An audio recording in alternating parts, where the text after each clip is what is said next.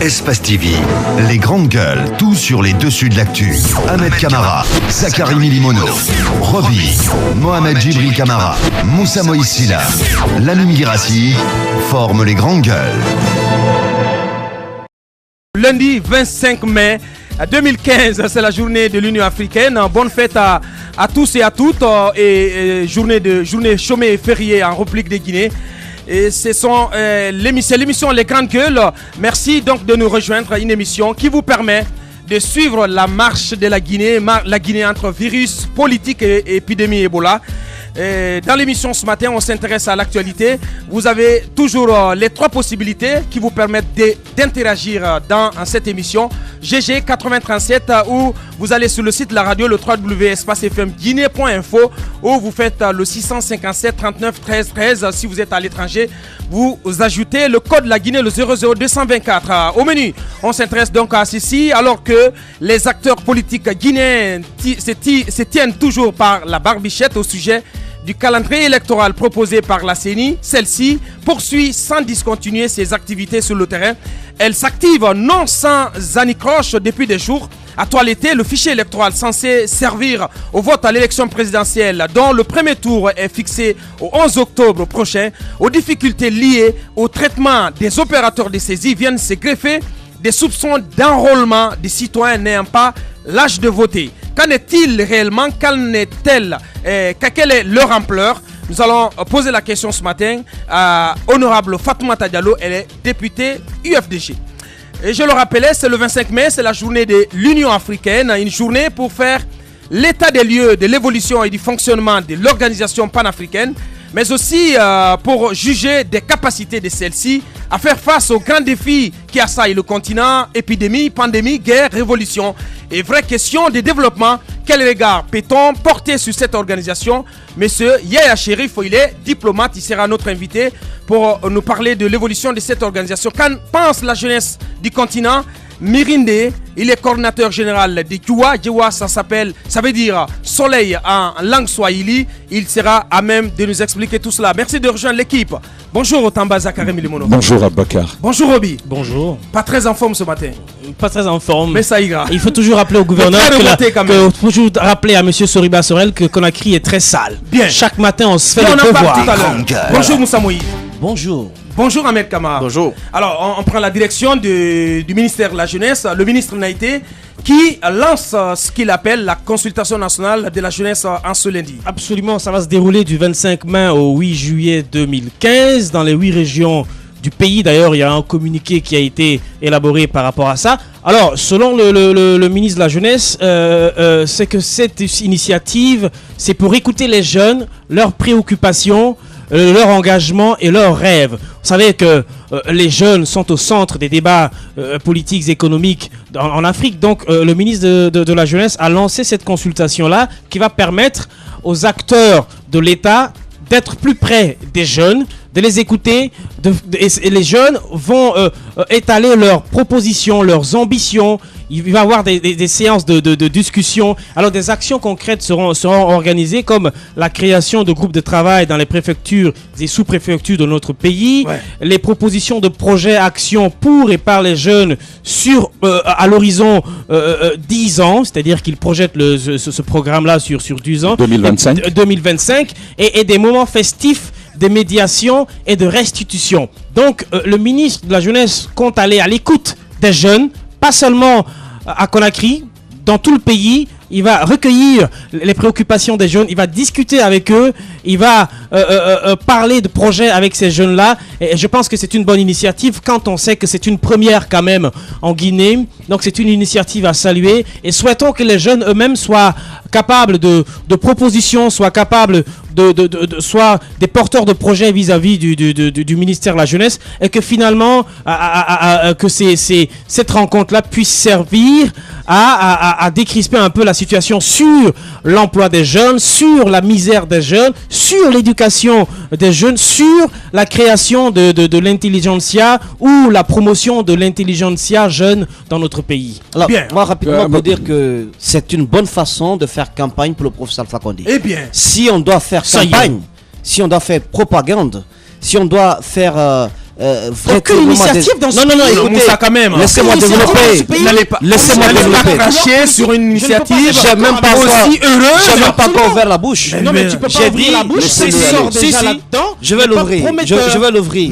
Je vais l'ouvrir, Roby. De là, aller chercher des idées. Ce que j'aimerais dire, on n'en veut pas, Moussa Moïse. Vous n'en voulez pas, mais souffrez de mes côtés. Souffrez de mes côtés. Allez-y. J'aimerais simplement dire, et vous le regretterez, cette attitude, dire que au lieu de porter des t-shirts jaunes, de battre le pavé, de mettre des engins, de tympaniser les citoyens, les paisibles citoyens, pour soutenir... Comme ce qu'on a constaté hier, ce qu'on a vécu hier. On en parlera. Pour soutenir les actions de professeur Alpha Condé. On va en parler. Pour soutenir les actions de professeur Alpha Condé. Soutenir le professeur Alpha Condé passe par des actions concrètes de ce genre. C'est ce que j'aimerais dire. C'est une bonne façon de faire campagne. Finalement, vous réussissez à nous convaincre. Non, oui, je l'ai réussi dès le début. Parce qu'au moins, cette action permet de faire le diagnostic, un certain examen du domaine. On se rappelle aussi de l'action qui a été posée dans le secteur de philo socio-productif qui a contribué quand même sur cette initiative à occuper beaucoup de jeunes. On se plaint qu'il y ait beaucoup de jeunes endoctrinés par des politiques. Le naïtéisme. Non, c'est pas le naïtisme. Oui, mais moi j'aimerais gagne du terrain dans ce studio-là. J'aimerais simplement notre ami.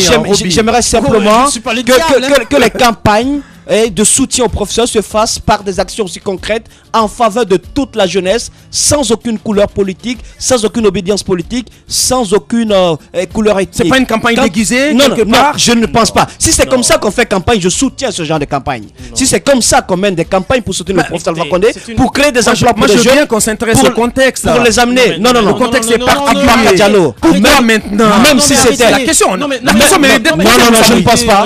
C'est démagogique cette question. Eh bien. Ne contextualisez il n'y a pas de problème, allez-y. Ne politisez pas tout. L'action gouvernementale n'est pas évidemment à politiser tout le temps. Je pense que c'est une bonne chose. Le temps, la question n'est pas le temps. La question c'est quelle sera la portée de ce projet. Ce sont les réflexions que nous devons avoir. La question c'est comment le ministre va aller rencontrer les jeunes. Les jeunes vont lui exposer les problèmes et comment ces problèmes-là seront pris en compte.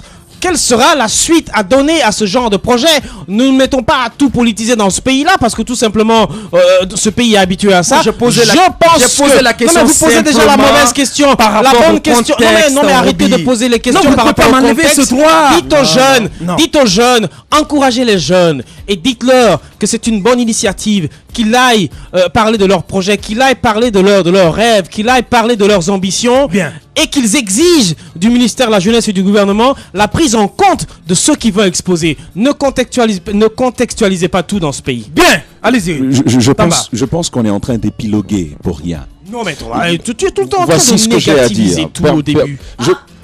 Non mais Roby, c'est quoi le problème? J'ai rien dit encore. Chaque fois qu'on parle, non. Je peux y aller, Roby? Est-ce que je peux y aller? Toi, Roby, ça étonne. Ça m'étonne que Roby dise ça. Permettez. Allez-y, Tamba, c'est toi qui as la parole. Vous voulez pas qu'on en parle? Allez-y, Tamba, c'est toi qui as la parole. Ce serait super qu'on s'écoute. Allez-y. Je pense que on épilogue pour rien. Lorsqu'on est ministre de la République, on fait la politique du président de la République. On fait la politique du pouvoir en place. Je n'ai donc rien à voir, le ministre Naïté, entreprendre des choses qui pourraient faire recueillir des voix au compte du président de la République. C'est quand même une chose. Je n'ai pas l'habitude de le faire. Mais je pense que s'il y a un ministre qu'il faut louer pour ces initiatives, c'est bien M. Naïté.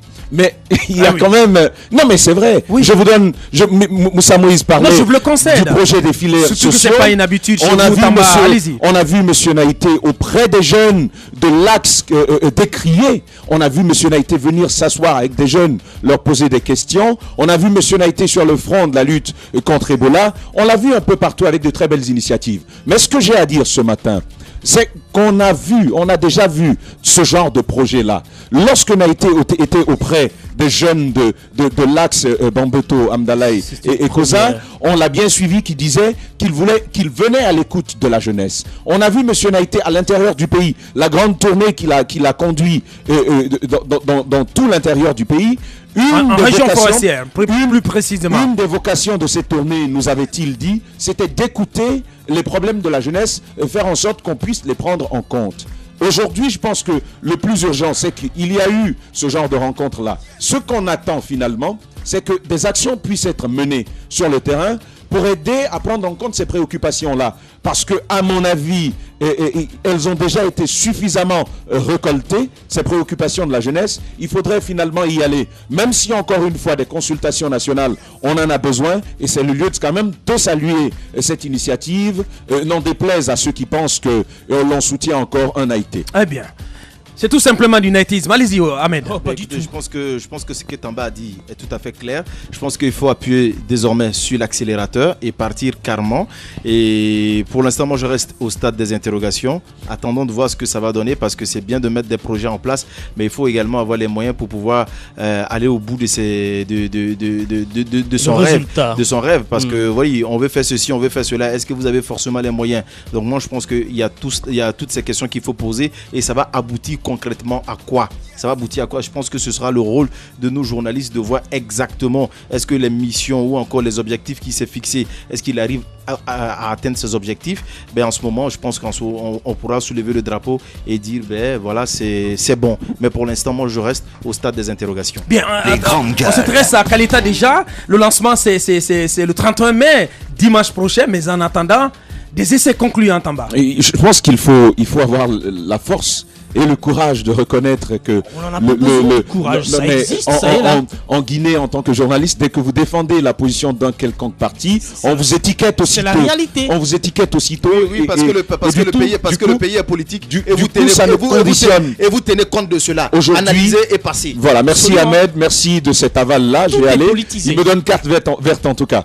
Il faut dire que Kaleta, on l'a longtemps attendu. Et du 15 mai, on est passé au 31 mai. Mais il y a quelques 3 jours en arrière, des essais ont été réalisés pour voir, d'abord en réalisant l'interconnexion, et quelques villes de la Guinée ont été desservies, en tout cas plus généralement. Ouais. Et il faut dire quand même que les essais ont été concluants. Pour tous ceux qui habitent Conakry, Kindia et Koya et même Forêt-Caria ont senti un changement dans la desserte en électricité. On nous a donc appris depuis l'ingénieur conseil en charge du cabinet français, en charge de la réalisation du projet. Il estime que d'abord des instruments et un outillage assez exceptionnel a été utilisé dans la réalisation du barrage Kaleta, mais ensuite il se réjouit que ce genre de choses, il ne l'a pas souvent rencontré ailleurs. Ce qu'on a déploré à Garafiri, c'était par exemple cela. Mais nous nous réjouissons finalement que Kaleta ait pu utiliser des instruments à la pointe, des outils à la pointe. Et on attend donc le 31 mai pour voir ce premier lancement de la première turbine, pour voir ce que ça pourra donner. En tout cas, pour les premiers essais, on peut déjà dire chapeau. Chapeau, on va chapeau pour le projet Kaleta, chapeau pour le gouvernement. Pour les premiers essais. Pour les premiers essais quand même. Ça crevait les yeux à Conakry. Ne tombez pas cracher dessus. Non mais ne tombez pas vite dans le plaisir. Je ne crache pas dessus. Ce que je voudrais, moi par contre, dire, c'est qu'il y a plein de maisons, il y a plein de constructions qui ne sont pas adaptées au courant 24 heures sur 24. Déjà, on nous parle de 3 incendies. Donc, il faut plutôt sensibiliser les populations aujourd'hui à ce que les gens revoient leurs installations. Au-delà de ça, les lignes de transport sont vétustes, c'est dangereux. Amener du courant 24 heures sur 24 sur des lignes pareilles, c'est dangereux. Qu'est-ce qui va se passer après? Il y a un effort de réhabilitation de la ligne qui est en cours. Mais depuis quand? Depuis Papa Koli, il y a eu ce projet de réhabilitation des lignes de transport. On n'en a rien vu du tout. On nous a installé des bicoques dans les carrefours ici. On nous a installé des transfos là-dedans. On nous a dit que ce sont des lignes de transport qui sont en train d'être améliorées. On se rend encore compte que jusque-là, ce projet n'est pas réalisé à 100% ni à 80%. Donc, c'est vrai, du courant 24 heures sur 24, c'est une joie pour tout le monde, mais il faudrait que les populations sachent que la sécurité est importante. Il ne faudrait pas que le courant que nous attendions soit celui qui va créer des incendies de gauche à droite. Peut-être il faut carrément réclamer la naissance d'une ONG dans le domaine de la sécurité énergétique. Pourquoi pas dans les lignes de transport. Les citoyens doivent faire beaucoup d'efforts dans l'amélioration de leurs installations parce que je vous dis que le courant qui vient est énorme, tout est réfrigéré, c'est vrai, mais déjà on parle d'incendie. Donc les gens doivent réfléchir exactement à ça. Allez-y Moussa. Rapidement, on parle d'incendie et la protection civile, la seule d'ailleurs de la commune de Ratouman qui existait du côté de Bambeto, doit déménager pour aller nulle part, retourner du côté de Kaloum. Qu'est-ce que vous Donc, en racontez? cas d'incendie, Pourquoi? du côté, parce qu'on ne sait pas du tout qui a donné l'ordre, puisque aux différentes personnes qu'on a demandé, il n'y a pas eu une réponse claire là-dessus. Donc la protection civile, il n'y a pas de Ils n'ont sapeur-pompier. pas de locaux? Il n'y a pas de sapeur-pompier désormais du côté de Ratoma. Il faudrait que cela soit clair. Il y en a En même cas pas. d'incendie, prenez compte de vos seaux d'eau. Prenez compte de vos bidons, Vous avez- allez-y appeler au secours aux voisins, parce qu'il n'y a plus de sapeurs-pompiers du côté de Ratoma. Ce matin, vous allez... un sapeur-pompier. Ah oui, non, écoutez, oui, si, il y en a. Au moins, il y a du retard, mais il y en a. Oui, Ils ils travaillaient. Eh bien, manque de moyens, manque d'outils, manque de logistique, mais ils étaient là. Au moins, ça permettait de rassurer les gens. Mais ils ne sont plus là. Ce matin, vous pouvez constater au niveau de Bambeto, ils sont en train de dégager des lieux. On ne sait pas pour quelle raison. Eh bien, si au moins on leur trouvait un autre endroit, ça aurait été quand même rassurant pour les populations riveraines. Ce que j'aimerais dire pour Kaleta, c'est bien. Est-ce que ça va résoudre entièrement le problème Les de l'électricité dans notre pays? C'est la première question que je me pose. Kaleta, c'est bien. Mais est-ce qu'on a résolu la question de déperdition du courant électrique avant qu'il ne soit distribué Dans les foyers, dans les ménages. Parce qu'on parlait à un moment donné de 40% de perdus avant qu'il n'arrive à bon port.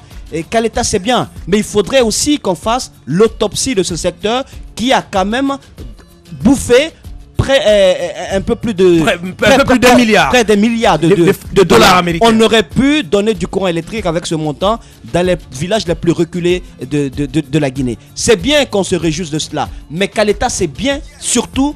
Mais la question que je me pose, est-ce que ça va continuer au-delà de cette période, de cette année électorale? Est-ce que ça va continuer après le mois d'octobre? C'est la question que je me pose. Bien, allez-y, Ahmed. Moi, je pense que ce sont de très bonnes questions que Moussa pose. C'est clair que j'ai eu un entretien avec pas mal de citoyens dans la capitale. Quand je leur disais que Kaleta, ce ne sera pas 24 heures sur 24, ben, ils étaient étonnés, c'était une déception. Je pense que, alors, pour ne pas avoir une déception de la part donc, des populations, je pense que les autorités de EDG ou encore du ministère de l'Énergie doivent sortir pour communiquer et dire réellement Kaleta, c'est quoi Kaleta? Absolument. C'est important. Mais ce qu'on a vu déjà, Ahmed, ça ressemble carrément à du 24 sur 24. Non, on nous a envoyé le courant C'était 3 du jours. concret. Après 2 jours, nous on n'a pas eu de courant. Arrête. C'était du concret. Non, mais arrêtez. Allez-y. Écoutez, moi je suis pas en train de tomber dans du sensationnel. Si vous en avez eu 24 heures sur 24, moi j'en ai pas eu. Et selon les experts, c'est impossible que Conakry puisse avoir l'électricité 24 heures sur 24. De toutes les façons, avec Kaleta, c'est impossible. Bien. Je pense que c'est pourquoi je dis qu'il faut communiquer et dire réellement c'est quoi Kaleta. N'oubliez pas qu'il n'y a pas que Kaleta. Non, mais non, je vous rappelle simplement, il n'y a pas que Kaleta. On attend les 75 mégawatts des cas énergie ce que également. Je vous dis, oui, ce que je vous dis. Faut pas tomber. C'est tout cela qu'on va additionner quand même. Faut pas tomber dans du triomphalisme. Pas du tout. Non, mais pas du ce tout. matin. Allez-y, Ahmed. Je peux continuer? Oui. Ce que je vous dis, est-ce que c'est moi qui l'invente? Ce n'est pas moi qui l'invente, ce sont les cadres de EDG qui l'ont annoncé. Je ne peux S'il vous que plaît, te croire sur on parole. a eu le ministre Papakoli dans ce studio, vous vous souvenez? On a interrogé des experts. J'ai interrogé des experts aussi pour discuter également avec eux sur la question de Kaleta. Donc je pense pour moi, pour ne pas que le pouvoir se retrouve face à une situation de déception vis-à-vis de la population qui va dire oui, on est déçu parce qu'on n'a pas eu le courant 24 heures sur 24 alors qu'on nous avait promis. Faut expliquer. Je pense que c'est le moment d'expliquer aux populations que ce n'est pas 24 heures sur 24, mais dire aux populations oui, vous aurez le courant quand même de telle heure à telle heure. Je pense que c'est important. Je pense que ce travail devrait être fait. En tout cas, si ça se réalise, ça va être un joli coup de campagne pour le président Alpha Condé. Il faut dire que déjà, ça se raconte à Kafo, à Kake. Voilà, c'est le slogan. Oui, absolument. Allez-y. Il faut dire que j'aurais plus énergiquement réagi si Ahmed n'avait pas fait une très belle conclusion par rapport à ces propos-là. Je pense qu'il ne faut pas politiser dans les premiers jours de Kaleta.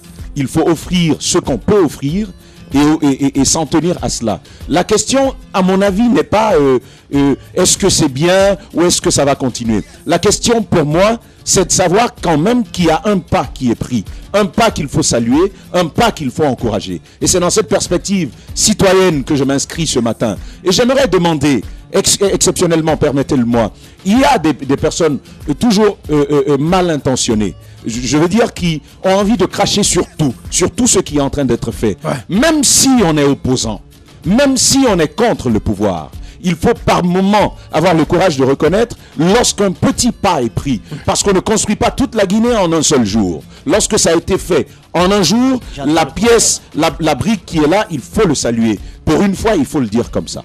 Bien, Moussa Moïse, on prend la direction de la pêche, du secteur de la pêche, et vous nous parlez de pêche INN, une activité non déclarée qui grandit, qui prend de l'ampleur en Guinée. Qui croit, parce que l'eau salée permet à cette pratique de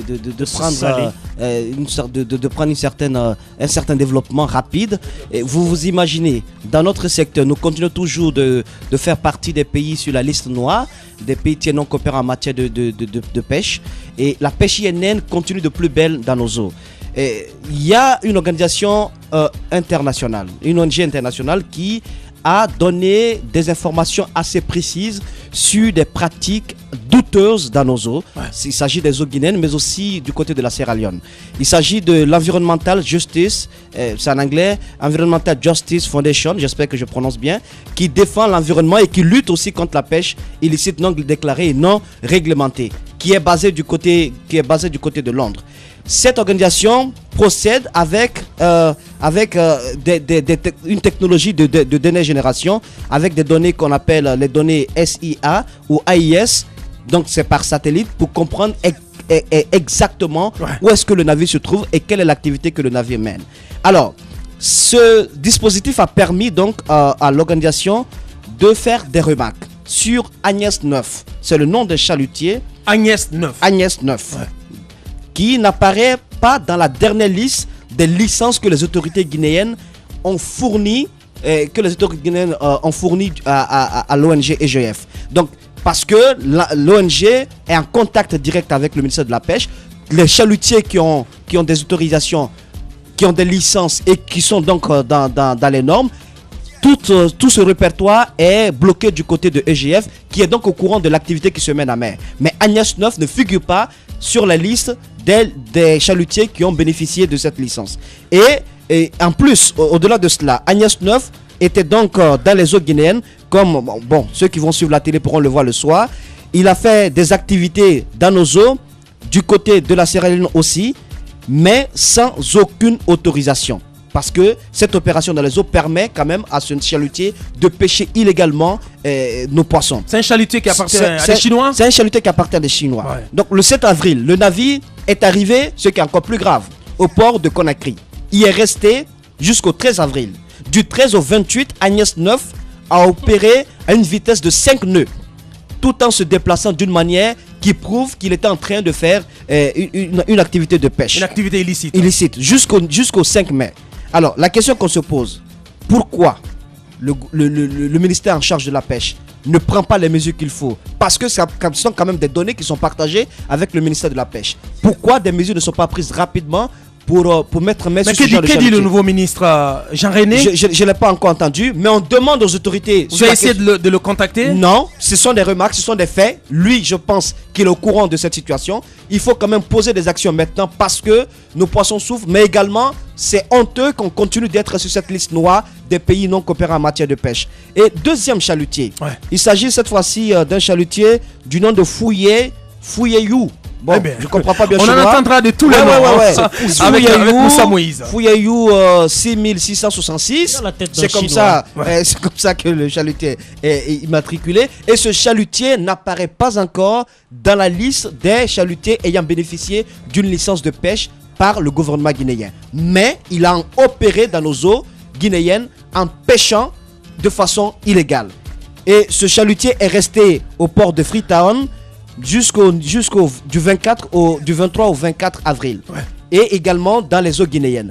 Aucune saisie n'a été faite. Il n'y a aucun rapport là-dessus. On continue de le faire, d'assister à tout ce qui se passe dans nos eaux. Mais l'argent que nous perdons, les conséquences, l'impact sur les communautés riveraines, parce qu'elles vivent de pêche, l'impact même sur le ministère de la Pêche, parce que c'est un secteur pourvoyeur de fonds et d'emplois, l'impact pour la population guinéenne, qui n'arrivent pas à être ravitaillés comme il le faut en poisson, ce sont quand même des impacts assez terribles qu'on ne peut pas occulter. Bien. Il faudrait que des mesures soient prises. Ce sont les chalutiers connus, puisqu'on a donné leur immatriculation et leur nom. Ouais. Les concessionnaires. On espère que ça, on va se bouger du les côté du concessionnaires ministère. qui sont là, Ouais. parce que les Chinois sont pas des fous. Vous les Ils connaissez travaillent- vous connaissez, Non, vous avez des noms? Non, mais j'ai pas encore de nom, mais je continuerai l'enquête. Ouais. Les Chinois travaillent avec des Guinéens qui n'ont pas eux-mêmes des chalutiers. Ils travaillent comme concessionnaires avec des Chinois. Ouais. Il faudrait que des explications soient données sur l'activité de ces deux chalutiers. Du pain sur la planche du nouveau ministre Jean-René. Bien évidemment, écoutez, il y a une préfecture maritime qui existe. Vous avez donc des structures qui sont chargées de veiller quand même sur la pêche dans nos eaux. Ce qui reste clair, c'est que moi je pense qu'il y a un système qui est mis en place depuis longtemps avant l'arrivée de ce ministre. Et un système establishment. un système qui est mis en place pour déstabiliser, il faut le signaler, le secteur de la pêche. Ce que je veux demander au président de la République, quand on nomme un ministre, il faut lui donner la latitude de pouvoir mettre en place son cabinet et travailler avec les personnes compétentes. Parce que je pense qu'aujourd'hui... Mais ce n'est pas le cas pour tous les ministres pour l'instant. S'il vous plaît. Ouais. Parce que je pense qu'il y a un problème à ce niveau. Vous avez ces anciens cadres qui existent dans ces départements, qui ont miné ces départements, c'est comme ça qu'ils s'enrichissent. Je pense que ça ne devrait pas continuer comme ça. Vous avez des ministres qui arrivent, qui ont des programmes, qui sont compétents, mais qui se heurtent un peu parfois à ce système mis en place par les cadres même, il faut le signaler, oui, du département. Ouais. Ces bateaux qui sont venus. Est-ce qu'il y a pas...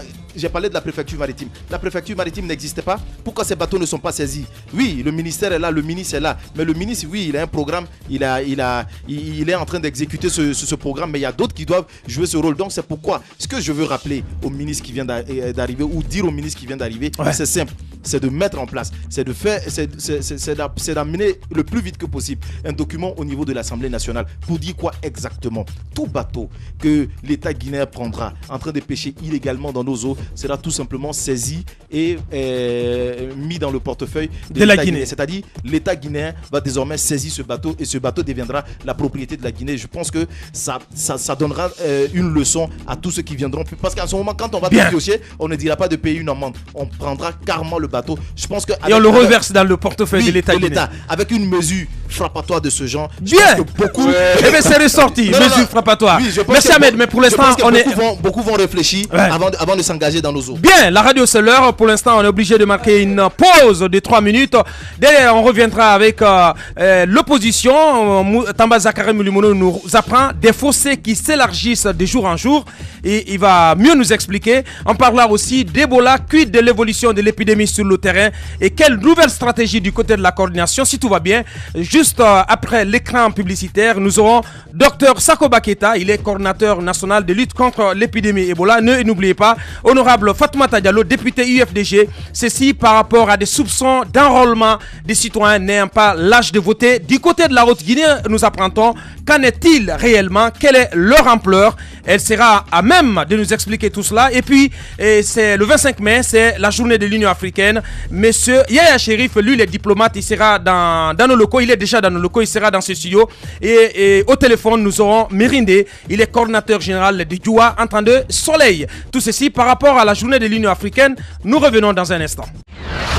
Benedi Record, en collaboration avec Adafo Media, présente le plus gros concert dancehall avant les vacances 2015. Singleton, la machine du dancehall, vous invite à découvrir son nouvel album, Le Travail Paye, le 7 juin 2015 à 14h sur l'esplanade du Palais du Peuple.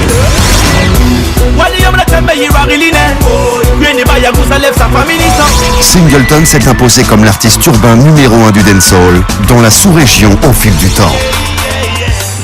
L'immanquable avant les vacances 2015, c'est la sortie du deuxième album de la machine du dancehall, Singleton, le 7 juin à Conakry. Venez redécouvrir la machine du dancehall sur scène dans une prestation très énergique, le 7 juin 2015 à 14h au Palais du Peuple. Un événement Benedi Record, le record du spectacle, en collaboration avec Adafo Media. Le futur, vivons-le ensemble. Les grandes gueules. Tout sur les dessous de l'actu. Ici, l'actu rime avec liberté de ton sur Radio Espace. Continuez à réagir à notre émission en envoyant vos messages au GG 8037 où vous allez sur le site de la radio, le www.espacefmguinée.info, où vous faites le 657 39 13 13. C'est le 25 mai, c'est la journée de l'Union africaine, une journée pour faire l'état des lieux de l'évolution et du fonctionnement de cette organisation panafricaine. Monsieur Yaya Cherif, il est diplomate, il sera dans ce studio d'un moment à l'autre. Et puis au téléphone, nous aurons Mirinde, coordinateur général du mouvement Djoua, qui veut dire soleil en Swahili. Alors que les acteurs politiques guinéens se tiennent toujours par la barbichette au sujet du calendrier électoral proposé par la CENI, celle-ci continue ses activités. On parle des soupçons d'enrôlement des citoyens n'ayant pas l'âge de voter. Et qui, pour nous expliquer tout cela, honorable Fatoumata Diallo, elle est députée de l'UFDG. Elle rentre d'une mission du côté de la Haute-Guinée. Et pour commencer, nous allons partir avec ce sujet sur l'épidémie d'Ebola. Quid de l'évolution de cette épidémie? Quelle nouvelle stratégie du côté de la coordination? Docteur Sakoba, il patiente en ligne dans cette émission, mais pour l'heure, un coup d'œil rapide sur vos SMS reçus au GG 8037. Ce premier SMS qui dit: salut les GG, moi je suis d'avis avec Ahmed sur Kaleta et surtout l'EDG fera mieux de nettoyer toute la ligne pour éviter plus de dégâts. C'est un message signé de Antoine Auguste. Cet autre message: bonjour les GG, c'est DTS depuis Wanindara. Le courant ne peut pas nous convaincre car on pense que c'est du campagne tout simplement. C'est de la campagne tout simplement, il veut dire. Cet autre message: bonjour, depuis l'arrivée du président Condé, combien d'usines ont été fermées? Ne tombez pas dans l'euphorie des Kaleta pour faire des louanges d'un... On ne peut pas se permettre. C'est un message signé donc Ali Moubindi. Salut l'équipe de GG, je suis fier de vous. C'est Diallo Mamadou, Jean, Kouraboy Dalin. Merci Aboubakar pour la plume du matin. Du courage mon grand. Bonjour les GG, c'est de la campagne. Si le gouvernement veut employer les jeunes, ils n'ont qu'à ouvrir des entreprises. C'est Aziz qui le dit. Cet autre message: soyez optimistes, car l'État est un signe de décollage pour un développement d'un pays qui a trop souffert. Souhaitez la réussite, tout n'est pas politique. Le message n'est pas signé. Cet autre message: bonjour les GG, je vous assure que cette initiative de Naïté ne sera que... Le message n'est pas achevé. Cet autre message: j'ai honte chaque matin quand Moussa commence... c'est n'importe quoi. Cet autre message: bonjour, juste vous dire que Aboubakar ressemble à Bambino. C'est pour rire. On a Dr Sakoba qui est en direct dans cette émission. Docteur Sakoba, bonjour. Bonjour monsieur. Bienvenue dans les Grandes Gueules. Nous attendions à vous entendre crier le holà à l'épidémie d'Ebola, mais peu après, on a vu la courbe s'envoler à nouveau. Où en est-on précisément, statistiquement parlant, à l'épidémie du virus Ebola? Bon, jusqu'à la journée du 23, nous avons 3640 cas enregistrés depuis mi-décembre 2013 et 2418 décès, donc soit 65% de taux de létalité.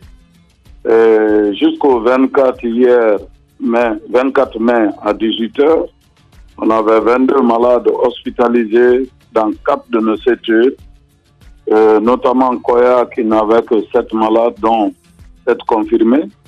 Donc, 5 malades, dont 1 confirmé. Forikaria avait 9 malades, dont 1 confirmé. Et Kindia, 1 malade et 1 confirmé. Ce qui fait un total de 10 confirmés et 12 suspects qui se trouvent hospitalisés. Alors quelle est la situation des contacts en ce moment? Est-ce que vous avez le contrôle? Voilà, on est en train de suivre près de 1540 contacts repartis entre Forikaria, Dubreka, Bokeh et un peu à Conakry. 1500, c'est quand même beaucoup. Comment vous procédez? Bon, comme vous me faites rentrer dans notre technique de suivi de contact, vous savez, nous avons ces dispositifs, un agent communautaire pour 5 contacts et nous avons des agents superviseurs pour 5 agents communautaires. Et après, nous avons des équipes d'investigation et des équipes de prise en charge rapide au niveau de la préfecture. Et nous avons un centre de régulation et d'alerte au niveau de ces différentes localités. Et tout membre de la population peut appeler en cas d'alerte ou de maladie pour que ces équipes puissent être régulées comme le centre de régulation le fait. Donc chacune de ces préfectures a un numéro d'alerte. Et bien sûr, il y a le numéro d'alerte national qui est le 115, mais toutes ces préfectures ont mis en place des numéros d'alerte qui permettent à la population de les alerter rapidement. Donc, c'est chaque journée à la fin, on fait le décompte des cas suivis, les contacts qui étaient absents de l'heure de visite, et nous analysons les tendances. Voilà, docteur, la question que tout le monde se pose, c'est pourquoi Ebola est si têtu en Guinée? Pourquoi ce retour répétitif de l'épidémie? On sait que ce n'est pas la première fois. Il y a eu un premier retour, il y a encore ce deuxième-là. Quel est le diagnostic de la coordination? Bon, dire que c'est un retour, bon, ça dépend du contenu que vous mettez dans le retour. Parce que nous, on s'attend à des petites flambées dû au mauvais comportement de certains de nos concitoyens. Les cas de Bibreka Annulus, c'est des gens qui continuent à cacher des malades et se soustraire des localités. Vous avez vu, il n'y a pas moins de 5 jours, on a pris certains de nos citoyens de Farmoria qui avaient habillé un corps avec lunettes et tout, et qu'il a voulu traverser notre barrage. Et pendant les activités de contrôle, qu'on a pu extraire ce corps, malheureusement, qui est positif d'Ebola. Bon, de telles choses, si ça passe, et ça s'est passé à 3 heures du matin, et ce corps-là était destiné à Conakry. Alors que Conakry a fait déjà plus de 30 jours sans enregistrer de nouveaux cas. Donc imaginez-vous, un tel comportement qui échappe à nous tous peut faire rebondir. Alors, Docteur ça, Sakoba, comment faire intervenir des mesures punitives quand on sait que finalement certaines personnes sont très réfractaires aux sensibilisations en douceur? Ahmed me disait tout à l'heure que Foro Carrière prend l'exemple, on nous annoncerait que 6 personnes passeraient devant la justice. Comment faire répéter cette action-là dans les préfectures où les gens sont réfractaires à la sensibilisation? Bon, depuis l'annonce de l'urgence sanitaire renforcée par son Excellence, Monsieur le chef de l'État, le 28 mars, et toutes ces personnes pareilles qui se sont exposées à contourner ces mesures contenues dans cette déclaration, nous les avons traduits à la justice. Donc le cas que je viens de le dire, et le chauffeur de taxi et les gens qui ont loué le taxi. Mais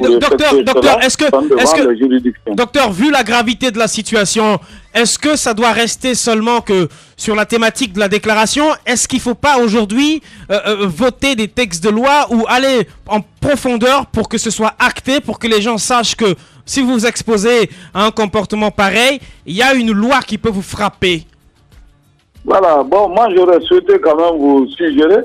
Comme vous savez, je suis un technicien. Tout ce qui est vote des lois relève de notre assemblée et de l'appareil juridique. Et comme la Grande Gueule a des relations dans tous ces départements, je vous suggère d'inviter ceux qui ont en charge de raffiner ces types de mesures et de prendre leurs dispositions pour contribuer à mieux maîtriser l'évolution de l'épidémie dans notre pays. Docteur Sakoba Keita, coordinateur national de lutte contre l'épidémie d'Ebola. Allez-y, Moussa Moïse. Monsieur Sakoba, 2 questions. Premièrement, où est-ce qu'on en est sur la question du vaccin? On entend peu parler de cela. Je vais vous poser 3 questions. Deuxième question, qu'est-ce que vous dites de ceux qui colportent des informations comme quoi les personnes guéries d'Ebola développeraient un symptôme au niveau des yeux? Est-ce que vous le confirmez? Et troisième question, l'opposition a repris les manifestations récemment et le président de la République lui aussi mobilise de la foule, du côté de Zélétoré, les images en font foi. Est-ce que tout cela ne complique pas, monsieur Anti-Ebola, votre tâche? Bon, merci pour la première question. Nous pensons que la vaccination, on est en train de continuer. Au jour d'aujourd'hui, nous avons près de 2500 personnes qui ont accepté de se faire vacciner autour de près de 60 personnes qui ont été déclarées positives. Sur ce plan, les choses évoluent bien. Nous avons une meilleure acceptation auprès de la population. Et en début juin, il y aura une première réunion sur le plan international pour pouvoir discuter des premiers résultats qui ont été obtenus. Et probablement vers juillet, selon le calendrier que nous avons, ils vont nous donner les résultats et nous conseiller sur l'utilisation future de ce vaccin. Pour le moment, c'est au stade d'essai et c'est basé sur le consentement. Donc, il n'y a pas encore de vaccination de masse.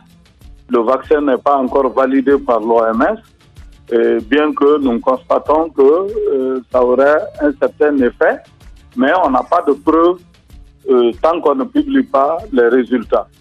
Donc, c'est ces informations que je pourrais vous livrer à ce sens.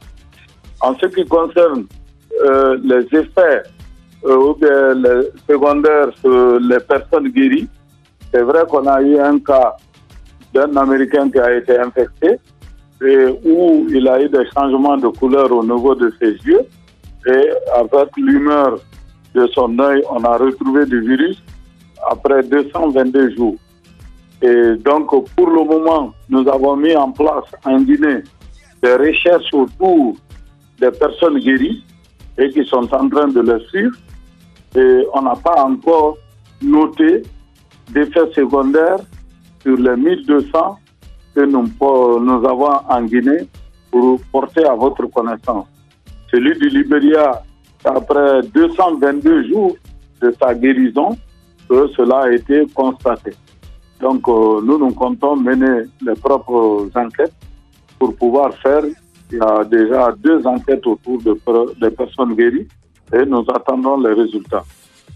Bon, en ce qui concerne la dernière question, pour les relations entre les mouvements de foule et la propagation d'Ebola, bon, selon notre expérience pendant les 13 mois ou 15 mois maintenant d'Ebola, nous avons constaté que là, il y a plus de peur que de faits concrets. Ce qu'on nous a dit ici d'arrêter la foire qui vient de terminer, et la foire s'est terminée sans contamination. Mais c'est grave ce que vous dites, docteur Sakoba.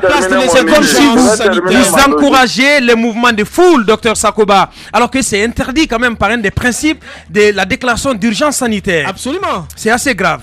En tout cas, merci d'être intervenu. Non, la radio, c'est l'heure, on est obligé de marquer une pause. Merci, docteur Sakoba, d'être intervenu chez nous ce matin. On reviendra forcément sur l'actualité d'Ebola dans une autre émission, en tout cas, ou également dans cette même émission. Pour l'heure, nous marquons une pause, on revient dans 10 minutes. Politiciens véreux, fonctionnaires corrompus, promoteurs immobiliers voyous, justice passive.